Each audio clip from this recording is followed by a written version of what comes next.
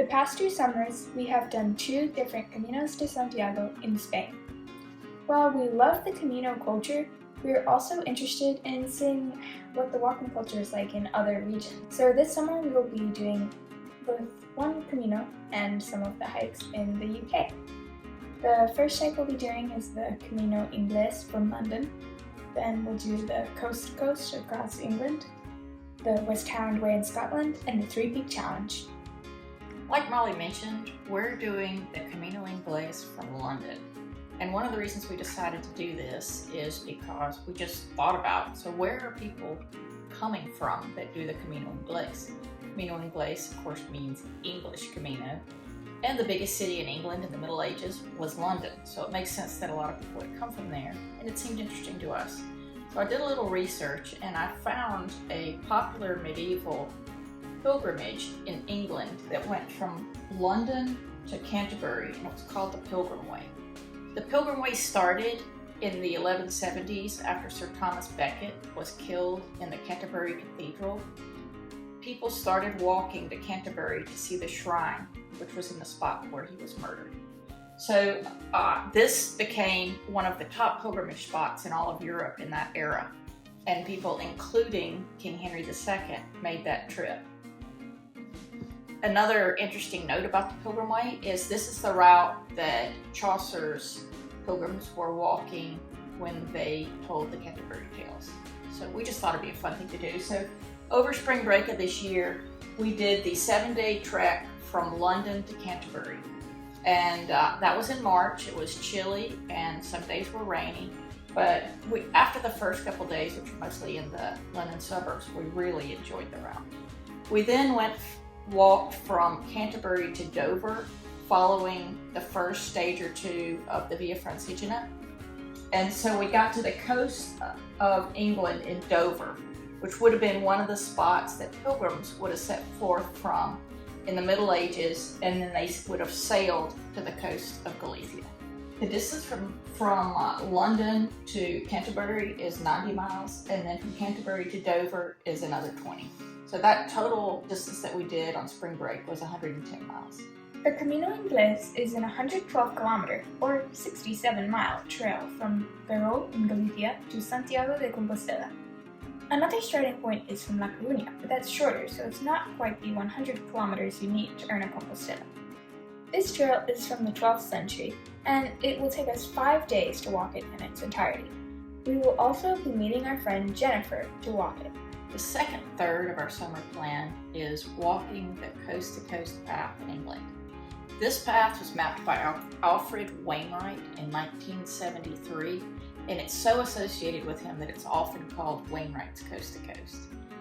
This is still an unmarked trail.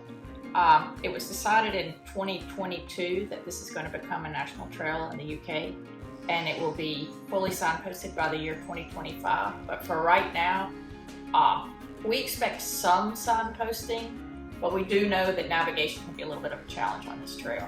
So it starts on the Irish Sea in a town called St. Bees, and in 15 days we will walk to the east coast of England on the North Sea to a town called Robin's Hood Bay. It's about 192 miles in total distance. If it hasn't happened already, the Coast to Coast path is rapidly becoming the most popular hiking trail in England. It's going to take us 2 weeks. We're going to walk through 3 national parks, which are the Lake District, the Yorkshire Dales, and the North York Moors. The West Highland Way is the most popular hiking trail in the UK. It goes from Milngavie to Fort Williams, which is right by the tallest mountain in Scotland. It's 96 miles and will take us 8 days. We're meeting a friend there too, so it'll be extra fun. The last thing we're going to do is something that just kind of caught our eye and seemed fun. So there's a thing in England that's called the 3-Peak Challenge, and that's where people will climb the tallest mountain in England, Scotland, and Wales. And they try to do it all in a 24-hour period, including driving between the 3. So we're not exactly going to do that because, well, frankly, we didn't think we could, or I didn't think I could. Molly could probably do it. But we are going to climb the 3 mountains during this trip. So we're going to start off first with Scaffold Pike, the tallest mountain in England. Then we're going to climb Ben Nevis, which is near the end of our West Highland Way. And then we're going down and we're going to climb Mount Snowdon in Wales, which is the tallest mountain in Wales and is in Snowdonia National Park, which is a place that I've always wanted to visit. So that'll be the last thing we do on our trip. We'll be climbing Mount Snowdon. All in all, these hikes will add up to around 490 miles, which is pretty similar to the Camino Frances.